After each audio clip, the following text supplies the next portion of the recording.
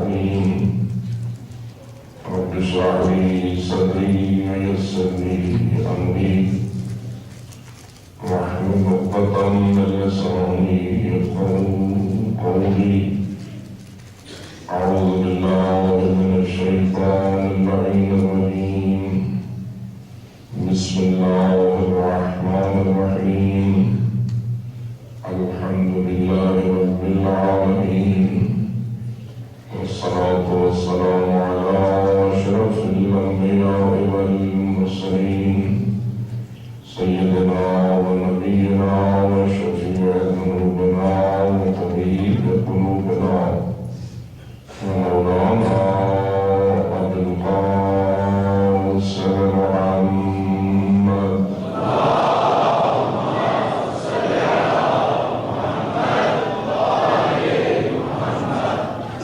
والصلاة والسلام على أهل بيته الطيبين الطاهرين المعصومين الغر الميامين المنتجبين المكرمين الذين قال الله تعالى في شأنهم إنما يريد الله ليذهب عنكم الرجس أهل البيت ويطهركم تطهيرا.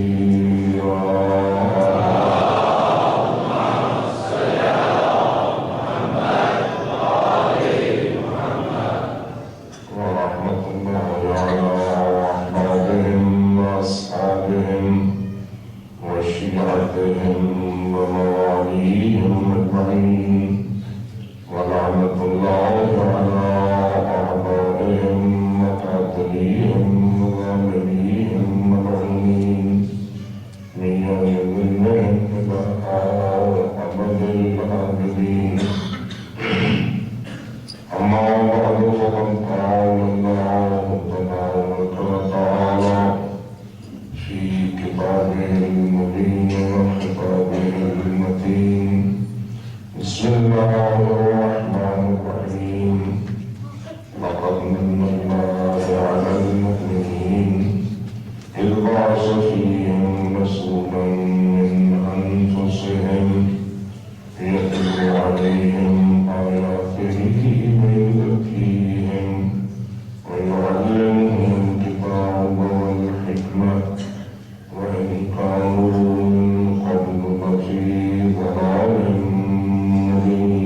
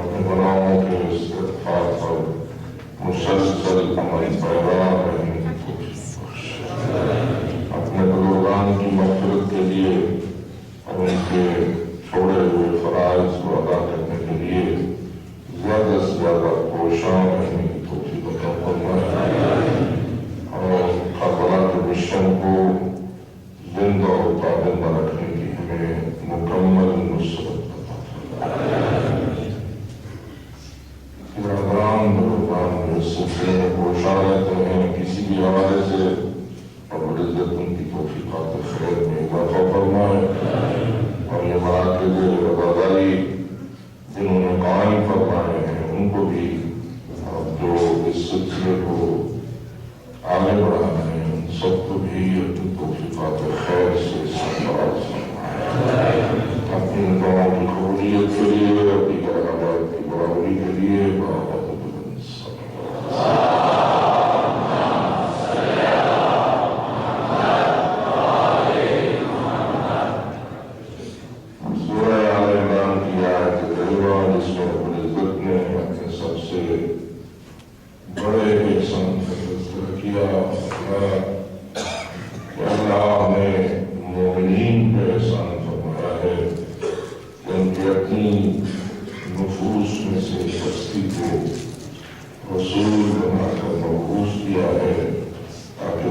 پر اللہ کی آیات کی تلاوت کرے، ان کے نفوس کو پاکیزہ بنائے اور انہیں کتاب کے علم کی تعلیم دے اور حکمت کی تعلیم میں پہنچائے۔ اگرچہ کہ یہ لوگ پہلے کھلی گمراہی میں تھے۔ باوجود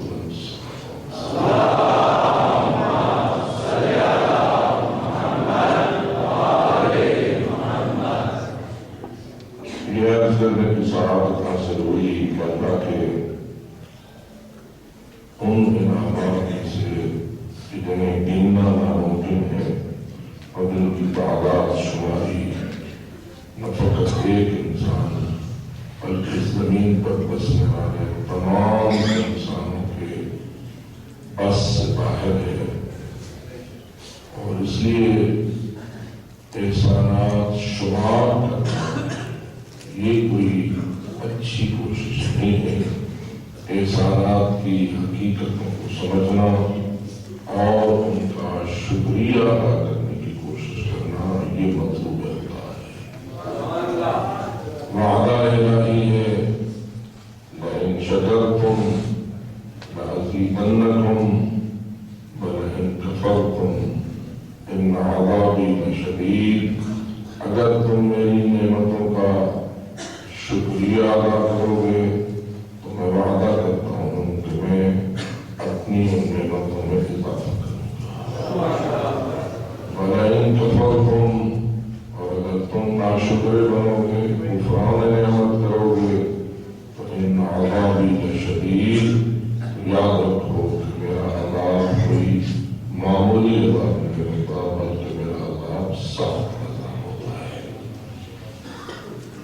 کوئی بھی نعمت ایسی نہیں ہے جو لائق تشکر نہ ہو، اور پھر جس کا شکریہ ادا کیا جائے اس میں ترقی اور اضافے کا امکان ہوتا ہے، اور اسی لیے اللہ رب العزت کی وعدہ کر رہا ہے کہ اگر تم شکر ادا کرو گے تو میں اسی نعمت میں اضافہ کروں گا۔ اگر اس بات پر غور کیا جائے کہ ایک نعمت کا نام ہے حب آل محمد، اور ہم یقین رکھتے ہیں کہ حب آل محمد اللہ کی بہت بڑی نعمت ہے۔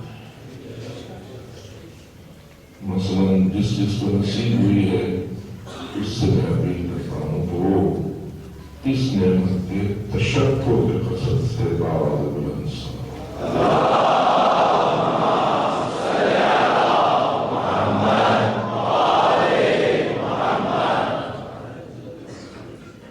یہاں پھر یہ سوال بھی قابل غور ہے کہ کیا حب آل محمد قابل ترقی ہے یا نہیں؟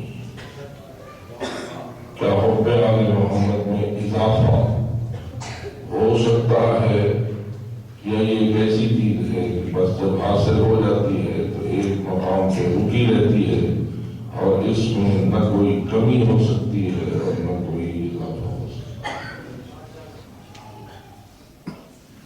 اگر یہ ایسی نعمت ہوتی تو پھر اس کا تشکر اس کے اضافے کا باعث نہ بنتا، لیکن حقیقت یہ ہے جیسے ہر نعمت میں کمی اور اضافہ ممکن ہے، ایسے ہی حب علی میں بھی کمی بھی ممکن ہے اور اضافہ بھی ممکن ہے۔ کیسے اضافہ ہوتا ہے؟ شکر کرنے سے۔ شکر کسے کہتے ہیں؟ کیسے بجا لایا جائے حب علی کا شکر؟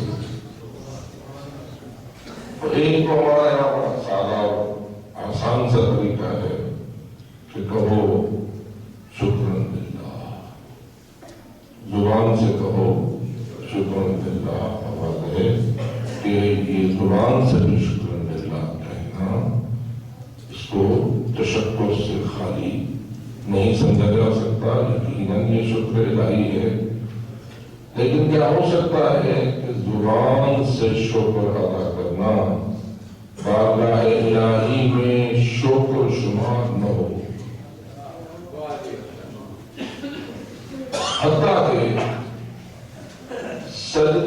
کرتے ہوئے شکرن للہ کہنا بھی بارگاہ ربوبیت میں تشکر شمار نہ ہو. کیونکہ عموماً تو ہم یہ سمجھے کہ ہم نے تو کیا ہے سجدہ شکر، لیکن پھر بھی کیا ممکن ہے کہ ہمارا سجدہ قبول نہ ہو؟ یہ بہت بڑا مسئلہ ہے. ہم کبھی یہ سمجھ لیتے ہیں جو ہم کرتے ہیں وہ قبول ہے،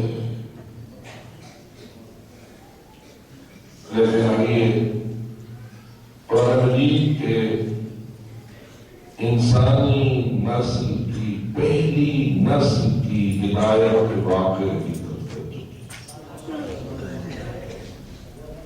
پہلی نسل کون سی تھی؟ حضرت آدم و حضرت حوا کی پہلی اولاد. یہ انسانی معاشرے کی پہلی نسل تھی. اللہ فرماتا ہے میرے حبیب وَاتْلُ عَلَيْهِمْ نَبَأَ ابْنَيْ آدَمَ بِالْحَقِّ. اور میرے حبیب اپنی امت والوں کے سامنے حضرت آدم کے دونوں بیٹوں کا واقعہ برحق جو صحیح حقیقی واقعہ تھا اتلو علیہم، ان کو تلاوت کرو. انہیں وہ قصہ سناؤ، انہیں وہ واقعہ بتلاؤ. سب سے پہلا سوال یہ ہے کہ اللہ قرآن میں جو واقعہ جو قصص بیان کرتا ہے یا اپنے نبی کو حکم دیتا ہے کہ انہیں سناؤ، اس سے مطلوب الہی کیا ہو؟ کیا فقط قصہ سنانا اور اپنی مخلوق میں یعنی اس انسانی مخلوق میں قرآن قصے سننے سے جو اس سے لذت حاصل ہوتی ہے، اللہ چاہتا ہے کہ انہیں وہ قصے سنا کر لذت پہنچائے. پہلے میں آپ سے خود بھی آپ میں سے ایک انسان ہوں، آپ سے پوچھتا ہوں کیا ہمیں قصے سننے یا قصے دیکھنے سے کوئی لذت حاصل ہوتی ہے؟ اگر لذت حاصل نہ ہوتی تو یہ جو فلمی کمائی ہے جو اربوں تک ایک فلم کے حوالے سے بنانے والوں کو حاصل ہو جاتی ہے، یہ کیوں؟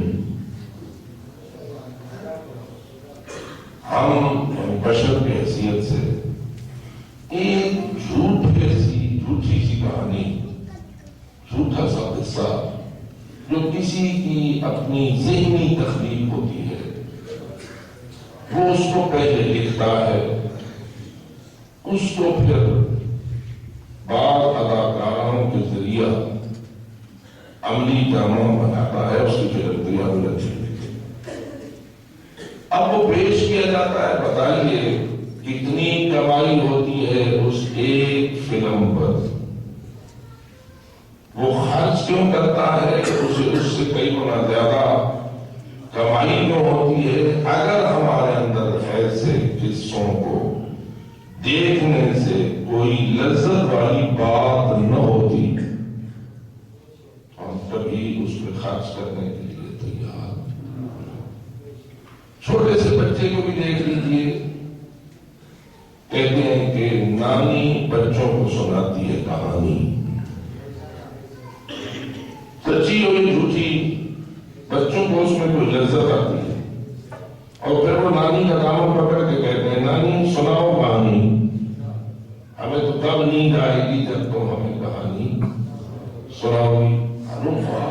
دیکھو بچہ جو ابھی دیگر علائشات سے پاک ہے، اس میں بھی ایک کہانی سننے کی لذت موجود ہے. چونکہ شیطان بھی اس قضیے کو بہت جانتا ہے، وہ بڑا تجربہ کار ہے. بلکہ میں اگر کہوں کہ انسان کے اندر جو مزاج ہے شاید شیطان سے بڑھ کر بشر کا کوئی اور مزاج شناس نہ ہو. جتنا وہ مزاج شناس بشر ہے اور جتنا وہ فن جانتا ہے جس کے ذریعہ انسانی مزاج کو اللہ کی اطاعت سے دور کیا جا سکتا ہے اور اس کے نفس کو نجس کرنے کے لیے جتنے فن ابلیس کے پاس موجود ہیں شاید کسی کے پاس موجود نہ ہو اور ان کو استعمال کرتا ہے۔ ان میں سے ایک انسانی حالات ہے کہ کس سے سچے ہوں یا جھوٹے ان کو سننے سے ایک لذت بشر کو حاصل ہوتی ہے اور شیطان اس لذت کو منحرف راستے پہ لگا کے اپنی شیطنت کا فریضہ ادا کرتا ہے۔ تو اللہ نے جو آخر قرآن مجید میں قصے سنائے ہیں اس سے مراد الہی کیا ہے؟ کیا لذت دینا، لذت اٹھانا یا ہدایت بخشنا؟ آپ جانتے ہیں کہ قرآن نے بعض قصوں کو احسن القصص بھی کہا ہے۔ حضرت یوسف علیہ السلام کے قصے کو کیا کہا ہے؟ احسن القصص، کہ وہ قصوں میں سے سب سے بڑا حسین ترین اور خوب ترین قصہ ہے۔ تو توجہ ہے، اگر عبرت نہ ہوتی، اگر ہدایت نہ ہوتی تو کبھی قرآن میں کوئی قصہ موجود ان فی ھذا لعبرۃ لأولی الالباب، ان چیزوں کے بیان میں عقل مندوں کے لیے عبرت ہے، درس ہے اور ہدایت ہے۔ الحمدللہ کہ اس منبر سے بھی کربلا کے واقعات بیان ہوتے ہیں اور شکر خدا ہے کہ کربلا کا ہر واقعہ بقصد ہدایت بیان کیا جاتا ہے اور بقصد ہدایت ہی سنا جاتا ہے۔ خدا نہ خواستہ، خدا نہ خواستہ، خدا نہ خواستہ اگر اس میں بھی ہدایت والی بات کو چھوڑ دیا جائے اور فقط لذت والی بات اس میں شامل کر دی جائے تو پھر آپ دیکھ رہے ہیں کہ سچ کے ساتھ جھوٹ کیوں ملایا جا رہا ہے۔ اور کیا جھوٹ میں ہدایت ہوتی ہے؟ ہدایت اگر ہو سکتی ہے تو سچ میں، بشرطے کہ بیان کرنے والے کا مقصد بھی ہدایت ہو اور سننے والے کا مقصد بھی ہدایت ہو، یا قصے کو دیکھنے والے کا مقصد بھی ہدایت ہو، کیونکہ آج قصہ فقط سنایا نہیں جاتا بلکہ اسے دکھایا بھی جاتا ہے۔ تو آئیے اس نقطے پر غور کیجیے کہ اللہ نے فرمایا ہے وَاتْلُ عَلَيْهِمْ نَبَأَ ابْنَيْ آدَمَ بِالْحَقِّ، اے میرے حبیب ان لوگوں پر آدم علیہ السلام کے بیٹوں کا قصہ برحق بیان کرو۔ اب وہ قصہ کیا ہے؟ کہانی کیا ہے؟ فرماتا ہے اِذْ قَرَّبَا قُرْبَانًا فَتُقُبِّلَ مِنْ أَحَدِهِمَا وَلَمْ يُتَقَبَّلْ مِنَ الْآخَرِ، جب ان دونوں نے بارگاہ الہی میں اپنی اپنی قربانی کو پیش کیا، اِذْ قَرَّبَا قُرْبَانًا، ان دونوں نے قربانی پیش کی۔ اب ہمارے یہاں ایک لفظ ہوتا ہے جو شہرت پا جاتا ہے آپ کے اور ہمارے ماحول میں، لفظ قربانی کا مفہوم کیا ہے؟ اللہ کی راہ میں کیا کرنا، کسی چیز کو ذبح کرنا، جانور کو ذبح کرنا ہو تو جانور کی قربانی ہو گئی، اپنے آپ کو پیش کرنا ہو تو اپنی قربانی ہو گئی، یعنی عموماً یہ کسی جانور کے ذبح کرنے کے معنی میں استعمال ہوتا ہے۔ شہرت اس معنی میں پا گیا ہے، لیکن حقیقت میں فقط جانور ذبح کرنے کو ہی قربانی نہیں کہتے، قربانی اللہ کی خوشنودی حاصل کرنے والے ہر عمل کو قربان کہا جاتا ہے۔ جو قرآنی اصطلاح ہے اس میں قربان تقرب الہی، جیسے کہ آپ کوئی بھی عبادت کرتے ہیں تو ایک نیت کرتے ہیں اور اس نیت میں کہتے ہیں قربتاً الی اللہ، ذرا اصلاح فرما لیجیے، قربتاً اللہ ہے یا قربتاً اللہ ہے؟ یہ نام پر شک ہے، پہلے نام پر ہی ہوتے ہیں۔ روزانہ ماشاءاللہ یہ آپ نے امتحان پر روزانہ ہی ہوتا ہے نا، وضو کرتا ہوں قربتاً اللہ، غسل کرتا ہوں قربتاً اللہ، نماز فجر پڑھتا ہوں قربتاً اللہ، نماز شب پڑھتا ہوں قربتاً اللہ، نافلہ پڑھتا ہوں قربتاً اللہ، فریضہ پڑھتا ہوں قربتاً اللہ، روزہ رکھتا ہوں قربتاً اللہ، طواف کرتا ہوں قربتاً اللہ، صلوات پڑھتا ہوں۔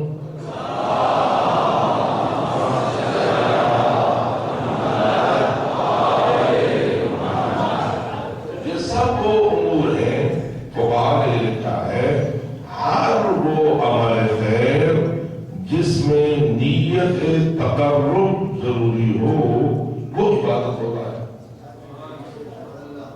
عبادت ہر عبادت بنتی ہے جب اس میں قصد تقرب موجود ہو۔ اگر قصد تقرب درمیان سے نکل جائے گا تو عبادت کی روح ختم ہو جائے گی اور عبادت بیکار ہو جائے گی، بلکہ وہ عبادت باعث گناہ بن جائے گی اور وہ جرم بن جائے گا۔ بعض مقامات پر جب تقرب نہ رہے گا تو اس کی جگہ ریا آ جائے گی، اور جب ریا آ جائے گی تو ریا کو اللہ نے جرم قرار دیا ہے، بلکہ ریا کو احادیث میں شرک تک بھی کہا گیا ہے۔ تو اس طرح سے وہ سارا عمل جو ہے وہ گناہ ہو جائے گا۔ ایک بندہ اگر نماز پڑھ رہا ہو تو آپ کیا سمجھتے ہیں تو کون سا فرشتہ لکھتا ہے؟ دونوں فرشتے ہیں، ایک ہے دائیں اور ایک ہے بائیں۔ دائیں کیا لکھتا ہے؟ نیکیاں۔ بائیں کیا لکھتا ہے؟ برائیاں۔ ایک آدمی کھڑا رکوع و سجود کر رہا ہے، قیام رکوع سجود نماز پڑھ رہا ہے، کون سا فرشتہ لکھے؟ بائیں والا لکھے؟ یا ہو سکتا ہے کہ بائیں والا لکھے؟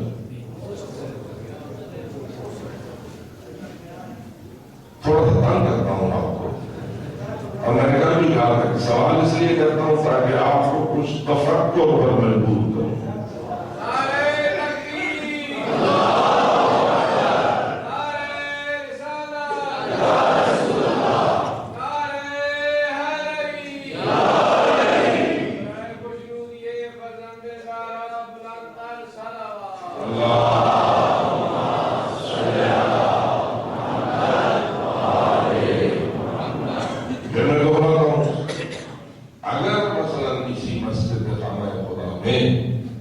کوئی رکوع سجود کر کے قیام رکوع کر کے نماز پڑھ رہا ہے تو کون سا فرشتہ لکھے گا؟ کیا ممکن ہے کہ اس کے اس عمل نماز کو بایاں لکھے؟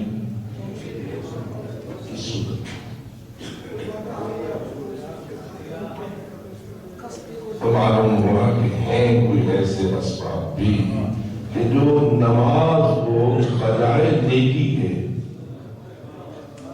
برائی بنا دے، اور ان میں سے سب سے خفیہ سبب یہ ہے کہ اندر نیت تقرب نہ ہو، بلکہ کسی فرد کو راضی کرنے کے لیے اور کسی شخصیت کو خوش کرنے کے لیے اگر کوئی نماز پڑھ رہا ہے تو وہ نماز برائی بن جائے گی، نیکی بن جائے گی، یا درمیان میں رہے گی؟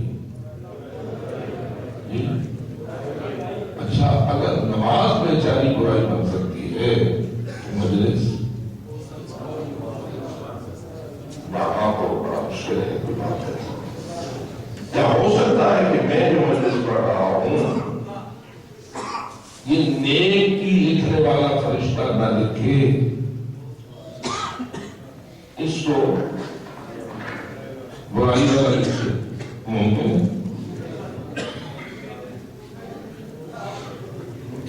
دیکھیے اب آپ کا امتحان ہوگا، بڑی شدت کے ساتھ یہ صبح حدیث بزرگ کہہ رہا ہے ہو ہی نہیں سکتا میرے عزیز، ہو سکتا ہے اگر میری نیت میں فجور ہو، اگر اگر میری نیت میں کھوٹ ہو تو پھر بات ہے کہ میری مجلس نیکی نہیں بنے گی. آپ بتائیے مجلس عبادت ہے یا نہیں؟ قربت اللہ ہونی چاہیے یا نہیں؟ اور اگر میں آپ کو راضی کرنے کے لیے ہوں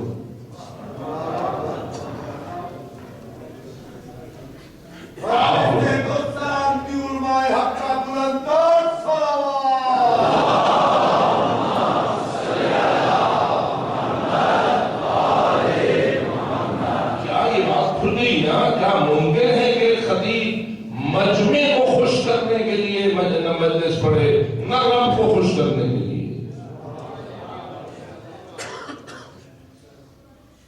اور جب اللہ کے ساتھ مجمع بھی شامل ہو گیا تو بھی ریا رکھی. اور اللہ فرماتا ہے جا تو نے میرے ساتھ دوسرے کو شامل کر دیا ہے, جا اگر بھی لینا ہے تو اس سے لے, مجھ سے کیا مانگتا ہے؟ میں تو کوئی عمل ایسا قبول ہی نہیں کرتا جو فقط میرے لیے نہ ہو.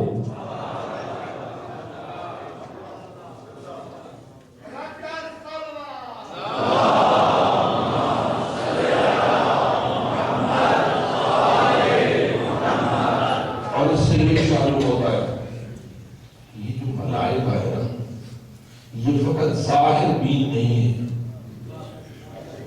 یہ باطن بین بھی ہے. ہم لوگ تو ظاہر بین ہیں, میری نیت کیا ہے اس وقت آپ کو پتا ہے, آپ میں سے ہر ایک کی نیت کیا ہے مجھے کوئی علم نہیں, ایک دوسرے کی نیت کیا ہے کوئی پتا نہیں ہے. اس لیے ہم تو ظاہر بین لوگ ہیں, عالم بما فی الصدور وہ اللہ ہے. لیکن آئیے ذرا غور کیجیے, یہ جو کرامن کاتبین کی ڈیوٹی کی تقسیم ہے, دونوں کا کام مخلوق تو ہے, پھر کبھی یہ نیکیاں لکھ لے, کبھی وہ نیکیاں لکھ لے, کسی کو وہ لکھ لے, کسی کو وہ لکھ لے, کسی عمل کا وہ کاتب ہو جائے, کسی کا وہ کاتب ہو جائے. میں تھک گیا ہوں اب تو شروع کر دے, اور تو تھک گیا اب میں شروع کر دوں. کیا ایسا ہے؟ نہیں. تقسیم ہے یا نہیں؟ بالکل پختہ تقسیم ہے. آپ سب جانتے ہیں ایک کاتب حسنات ہے اور دوسرا کاتب سیئات ہے. اب وہ نیکیاں جن کا تعلق نیت کے ساتھ ہے, یا وہ برائیاں جن کا تعلق نیت کے ساتھ ہے, وہ کیسے پتہ چل جاتی ہیں؟ اگر اس کو بھی نیت کا پتہ نہیں چلتا اور اس کو بھی نیت کا علم نہیں ہوتا تو پھر کیا ایک دوسرے سے پوچھتے رہتے ہیں, یہ کیا کرتے رہتے ہیں, اللہ ہمیں بتا میں لکھا یہ لکھے. کام کی تقسیم ہی بتا رہی ہے کہ رب العزت نے انہیں وہ سارے اسباب دے دیے ہیں جن سے نیکی کا نیکی ہونا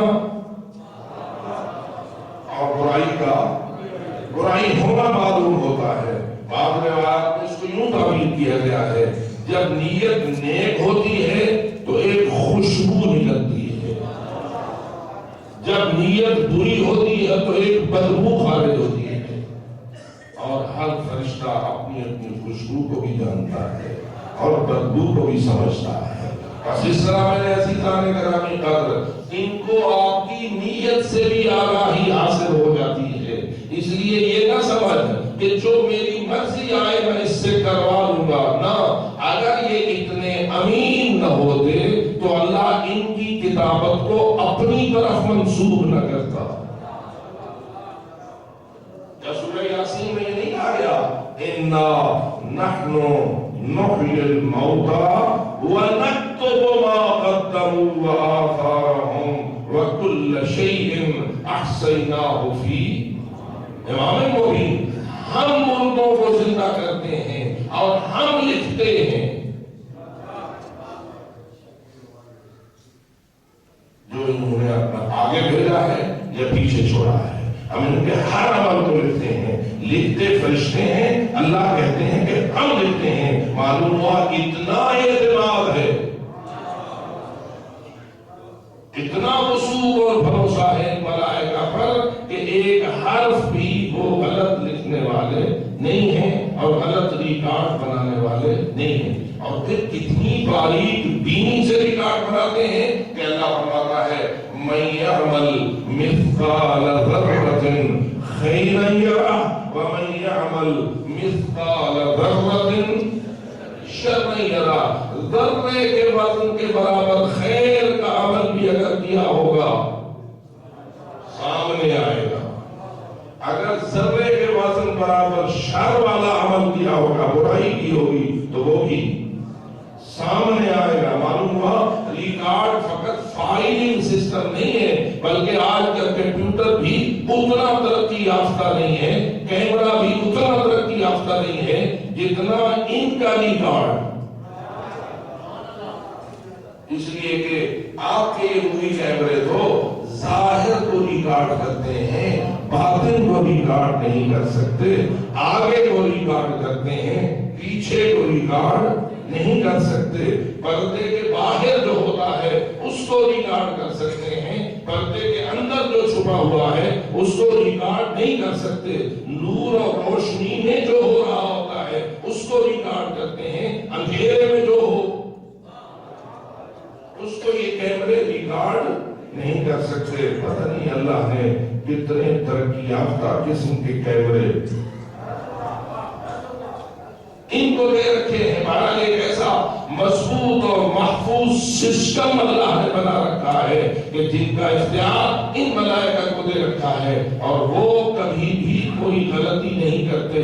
یفعلون ما یؤمرون لا یسبقونہ بالقول وہم بامرہ یعملون. وہی کرتے ہیں جس کا ادھر سے امر ہوتا ہے. تو اس لیے میرے عزیز دوستو یاد رکھنا چاہیے نیت کیسی ہونی چاہیے. اللہ والی ہونی چاہیے کہ درمیان میں کچھ تھوڑی ہوتی کچھ نہ کچھ تو 99% اللہ والی 1%، دوسرے والی یہ 999 اللہ والی وہ ہزاروں ایسا. کیا ہے آپ کی رائے کا تھوڑی بہت ملاوٹ تو کوئی حل نہیں ہے جو نہ ہونے کے برابر ہوتی ہے. نہیں، اللہ فرماتا ہے مجھے ایسا شرک پسند نہیں ہے، میں کسی کو اپنا شریک بنانا پسند نہیں کرتا. 1000واں کیا، ایک کائنات کا ایک ذرے جتنا بھی تو نے شرک کیا میں مسترد کر دوں گا اور کہوں گا کہ میں کبھی اس کو قبول کرنے کے لیے تیار. میں نے ذرا تھوڑی سخت گفتگو کی ہے، فقط نماز پر میں مثال کو محفوظ رکھتا تو اچھا تھا. میں نے مجلس کو شامل کر دیا، معذرت خواہ ہوں. آواز بلند صلوات پڑھیں.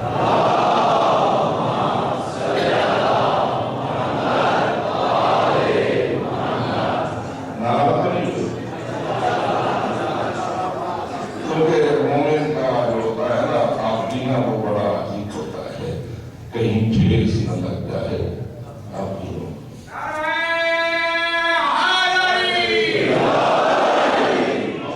کی اس حوصلہ افزائی کو دیکھ کر ایک اور جملہ بھی کہہ دیتا ہوں. مجلس میں نیت خالص ہونی چاہیے تو ماتم میں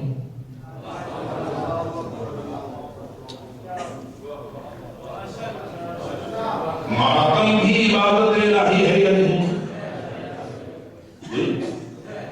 ماتم داری یہ ہمارے ہاں عبادت ہے یا عبادت سے ہٹی کوئی ہے؟ عبادت. جب عبادت ہے تو کوئی بھی عبادت اس وقت تک عبادت نہیں بنتی جب تک اس میں قصد تقرب نہ ہو. خوشنودی الہی کو حاصل کرنا، قرب خداوندی کو مد نظر رکھنا، اگر یہ نیت ہوگی تو عبادت بن جائے گا عمل، نور ہی نور ہو جائے گا عمل. اور اگر تقرب والی بات اس میں بالکل نہ ہو یا کچھ ہو اور کچھ نہ ہو تو اللہ فرماتا ہے کچھ بھی اگر تقرب میں گڑبڑ ہوئی تو وہ میرے نزدیک نہ ہونے کے برابر ہے، کیونکہ مجھے تو خالص چاہیے.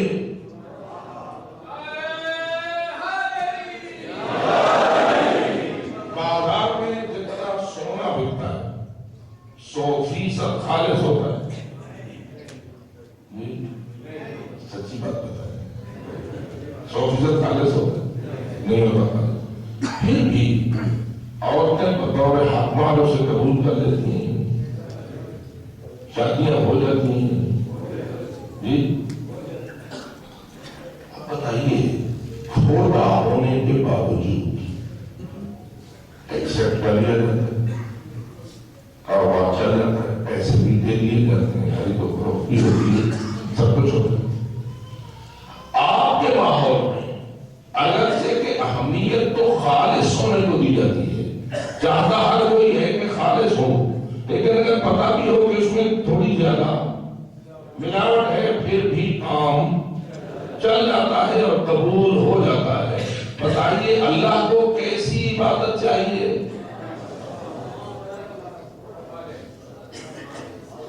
خالص چاہیے یا کچھ چھوٹی موٹی چاہیے؟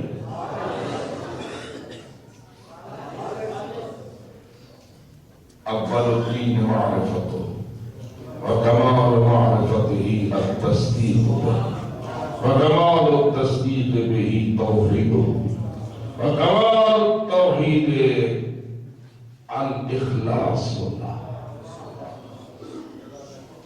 علی فرماتے ہیں کہ اللہ کو اخلاص چاہیے۔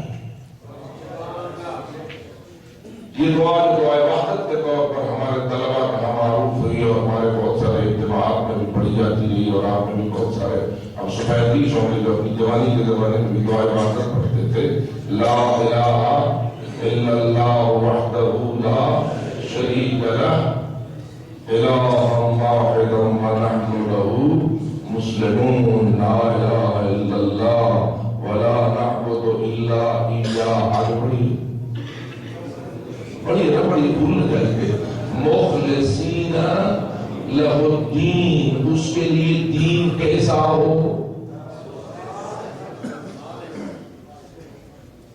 مخلص جب تک دین خالص نہ ہوگا وہ قبول، وہ کہتا ہے میں نے خالص بھیجا ہے تبھی تو میں نے اس کا امین محمد